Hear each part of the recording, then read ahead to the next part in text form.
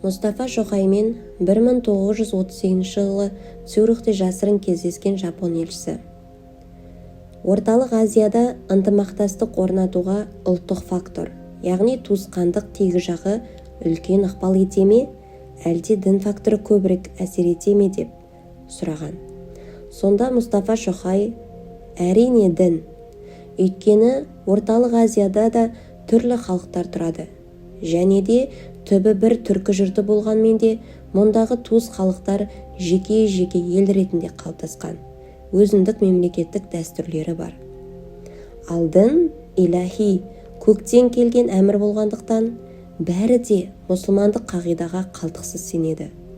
Құбла жалғыз, дін ортақ. Пайғамбар хақ болғандықтан ортақ рухани құндылық баршасын бір бәтуамен біріктіре алады. Сондықтан Орта Азия халықтарын біріктіруде түрікшілдікке қарағанда дін факторы көбірек ықпалды бола алады, деп жауап берген.